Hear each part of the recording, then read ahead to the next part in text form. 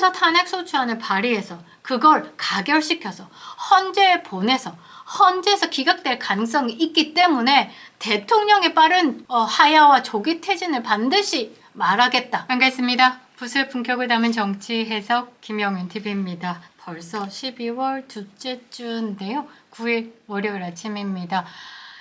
대한민국 정치판에 뻔뻔함 콘테스트가 열렸다라고 해도 과언이 아닐 것 같은데요. 8일입니다. 이제 한동훈과 한덕수 국무총리가 함께 대국민 담화를 했었죠. 윤석열 대통령의 권력 찬탈을 노골화했다라는 겁니다. 후폭풍이 만만치 않을 것 같은데요. 한동훈이 이렇게 윤석열 대통령의 질서 있는 조기 퇴진과 그리고 현재의 권력, 그러니까 직무 정지를 딱 한다면 민주당이 와, 개딸들이 와 박수 치면서 한동훈 외칠 줄 알았나 봅니다.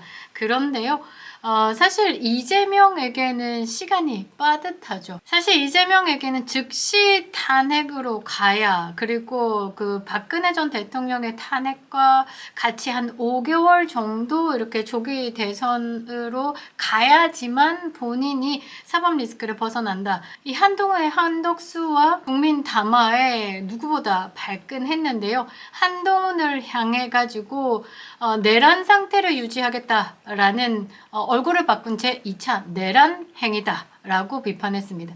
그런데 여러분들이 좀 내란이 뭔지를 알아야 되는 게, 윤석열 대통령은 이미 대한민국의 이제 국가의 권력을 가지고 있는 대통령입니다. 그런 대통령이 국가의 존립과 안전을 위협하는, 그 파괴하려는 대상을 상대로 계엄에 대한 선포를 한 것, 이게 내란 행위다라고 자꾸 이야기를 하고 있는데 내란 행위가 아닙니다. 내란의 정의는요, 형법 제87조에 이렇게 정의하고 있습니다. 국토를 참절하거나 국헌을 물러날 목적으로 폭동한 자는 사형, 무기 또는 무기 금고에 처한다. 한 국가의 통치 기구를 전복하거나 국가 주권을 부정하려는 목적으로 이루어지는 행위다, 중범죄에 해당한다 라고 이야기를 하는데, 내란 행위의 주요 목적을 보면요, 단순히 정치적 요구를 관철하려는 것이 아니라 국가의 통치 질서를 무너뜨리거나 아니면 새로운 질서를 수립하려는 목적을 가진다. 이 내란죄 적용을 한번 딱 보면 누가 버뜩 떠오릅니까? 한동훈이죠. 영상 시작하겠습니다. 구독과 좋아요 버튼 꼭 눌러주시고요. 끝까지 시청 부탁드리겠습니다. 큰 힘이 되고 있습니다. 자, 그래서 내란죄 이게 적용이 되는 건 한동훈 쿠데타라고 봐야 되겠죠. 무력으로 전복을 시도하려는 것을 보통 쿠데타라고 하는데, 이 무력이라기보다는 8표의 반란표, 그 배신표 하나 들고 지금 현재 대한민국의 통수권자인 윤석열 대통령을 협박하고 있는 겁니다. 그리고 헌법에 보장된 국가기관의 기능을 정지시키려는 조직적 폭동을 일으키고 있죠. 8표 반란표 무기를 가지고 그렇게 행사하고 있습니다. 여기에 발끈한 게 이재명인데요. 이재명은 사실상 시간이 좀 없습니다. 이제 선거법 위반 2심이 서울고법 형사 6부에 배당이 됐습니다. 이 형사 6부는요, 대등 재판부입니다. 그러니까 뭐 김동연 부장판사 밑으로 이제 옆에 조율하는 게 아니라 대등이다라는 거는 돌아가면서 판결을 하기 때문에 이거 만만치 않은 곳이죠. 그래서 이재명의 633 원칙에 뭐 6은 못 지켰습니다. 그건 2년 가까이 그렇게 지냈으니까 이제 33 남은 3개월 뭐 심리하고 배당하고 뭐 하면 1개월씩 보탠다라고 해도 내년 5월 안에 끝납니다. 그래서 이재명이 지금 내년 5월 안에 끝내려고 지금 발악을 하고 있는 거죠. 그래서 이제 2월 8일 날 11시에 한동훈과 한덕수 국무총리와 이제 국민 담화를 보고 바로 기자회견을 열었습니다. 대통령이 유고되지 않은 상태에서 대통령이 뻔하게 있는데 대통령 권한을 이 손으로 후퇴시키고 대통령 권한을 국무총리와 여당 대표가 나눠서 같이 행사하겠다는 핵의 망측한 공식 발표를 어떻게 할 수 있냐라고 한동훈을 비판을 했죠. 그리고 지금 헌정 질서를 파괴하는 중이다. 우리 국민은 윤석열 대통령을 대통령으로 뽑았고 여당을 대통령으로 뽑은 일 없다라고 완전 강력하게 비판을 했는데요. 한동훈은 지금 쿠데타를 일으킨 거다. 국민 주권을 무시한 발칙한 상상을 할 수 있는 게 참으로 놀랍다라고 이야기를 했습니다. 그래서 한동훈이 막 우왕좌왕 안절부절 난리가 났는데요. 한동훈이 11시에 이렇게 발표를 하고 퇴근 때까지 반한동훈, 한동훈 당대표에서 끌어내려야 한다. 탈한동훈 난리가 났었습니다. 아마 당황하셨어요? 라는 말이 딱 맞을 것 같은데요. 홍준표 대구시장도 지금 윤석열 탄핵 가지고 지금 이렇게 나라가 시끄러운데 윤석열 탄핵 되면 당대표 너도 사퇴야. 너부터 내려와. 라고 이야기를 하고 있는 겁니다. 저는 이렇게 생각해요. 한동훈이 처음에는 당론으로 윤석열 대통령 탄핵에 대해서 반대 입장을 냈습니다. 그런데 몇 시간 상간에 어떤 일이 있었냐면 국회에 침투한 계엄군보다 더 많은 병력, 인력이 중앙선관위에 투입되었다. 그런데 이 방첩사 그러니까 IT 전문가들의 100여 명이 중앙선관위에 들어갔다. 이 소식을 딱 접하자마자 윤석열 탄핵에 찬성한다라는 입장으로 분위기를 고조시킨 것이 아닌가 싶습니다.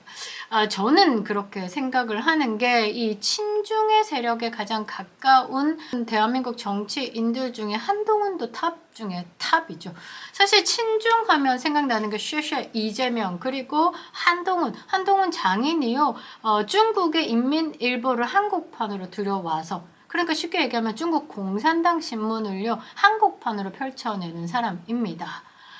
대단히 충격적이죠. 한동훈 측근으로 분류가 되고 있는 김형동 의원은 지금 비서실장으로 있죠. 배우자가 중국 국적의 조선족 동포입니다.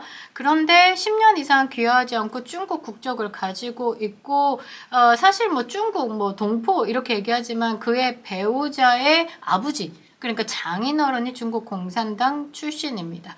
친중 행보를 보일 수밖에 없는 거죠. 명확히 근거가 없다라고 이야기를 하지만 밝혀내져 있는 사실들만 말씀을 드린 겁니다. 그리고 이 한동훈과 함께 하고 있는 친중의 세력들을 이야기를 해봤을 때 한동훈도 침묵을 하고 있는 부분 그런 부분들을 좀 생각해 보시면 될 것 같고요. 또 친중의 가장 또 대표적인 게 이준석이 있죠. 이준석은 중국 공산당 후진타오를 존경한다라는 자기소개서를 쓴 사람입니다. 그러면서 이 세 사람이 사실 부정선거에 이제 자유로울 수가 없습니다. 중앙선관위가 국민의힘 당대표 선거에 개입되어 있습니다. 이준석도 마찬가지로 그 당대표 선거에서 역선택의 아이콘이다라고 불릴 정도로 뭔가 선거에 대해서 찜찜함이 있습니다. 한동훈 또한 마찬가지죠. 당원들의 적극적인 투표가 있었다. 60% 이상의 63% 가까이 지지를 받았다라고 하는데 그 전당대회 전에 한동훈의 측근이 한동훈의 63% 득표율에 대해서 얼추 맞춘 사건도 있었죠. 이래저래 그 타임이 아구가 맞아 떨어지는 게 한동훈이 갑자기 발끈해가지고는 겉으로 드러난 건 계엄군이 당대표들 이제 정치인들 이제 잡아들여 이거 가지고 발끈했다. 왜 저를 잡으려고 하셨습니까? 그거 아니고요. 제가 볼 때는 이 중앙선관위의 계엄군 투입 그리고 IT 전문가들의 투입에 발끈해서 부정선거를 밝히려는 국가 체제를 위협하는 이 부정선거에 대한 의혹은 꾸준하게 있어 왔습니다. 대한민국은 11번의 연속 부정선거 의혹이 있습니다. 그리고 우리가 IT 강국이다라고 이야기를 하지만 그보다 못지않은 선진국들은 지금 이미 수개표를 하고 있습니다. EU 안에 독일 같은 경우도 수개표를 진행을 하고 있죠. 왜? 독일 국가에 근접하고 있는 대륙을 같이 두고 있는 러시아의 선거 개입에 대한 의혹으로 인해서 독일도 전 투표가 수개표로 진행되고 있습니다. 그리고 대만 같은 경우도 우리보다 훨씬 일찍 수개표로 진행을 했죠. 거기는 중국의 영향이 있기 때문입니다. 미국 CIA 보고서에도 중국이 40개 국가에 직간접적으로 선거에 개입한 정황을 포착했다라고 들고 있고 중국과 가장 가까운 대한민국이 그런 영향에 있다.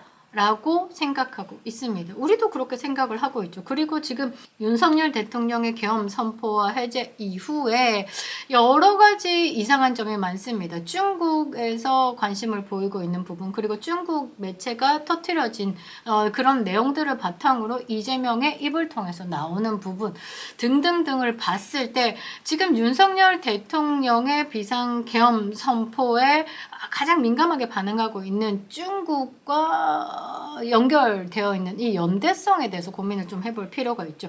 한동훈이요, 이런저런 의혹들을 가득 안고 있으면서 8일에 이제 윤석열 대통령 직무 정지에 대한 이야기를 하고 마지막 퇴근길에 더 골 때리는 이야기를 했습니다. 들어보시면 기가 찰 것 같은데요. 저는 이 발언을 했다라는 배경을 조금 해석을 해봤습니다.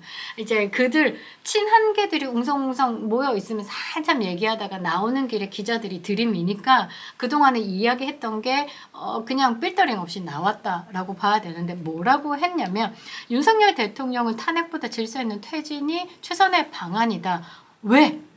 왜냐면 대통령의 직무정지 방법 중에 하나가 탄핵인데, 탄핵은 상당 기간 불확실성이 있다. 그러니까 윤석열 탄핵을 국회에서 가결시켜서 헌재로 넘어갔을 때 헌재에서 인용을 안 할 수가 있다. 그러니까 현재에서 이 윤석열 탄핵에 대해서 이거는 아니다라고 돌려보낼 수가 있다라는 거죠. 그러니까 그 불확실성, 이게 맞다 안 맞다, 탄핵이 된다 안 된다에 대해서 본인이 확답을 할 수 없기 때문에 그냥 스스로 내려오는 것으로 결정을 하는 게 훨씬 더 낫다. 이렇게 얘기를 하고 있습니다. 극심한 진영 혼란이 예상된다.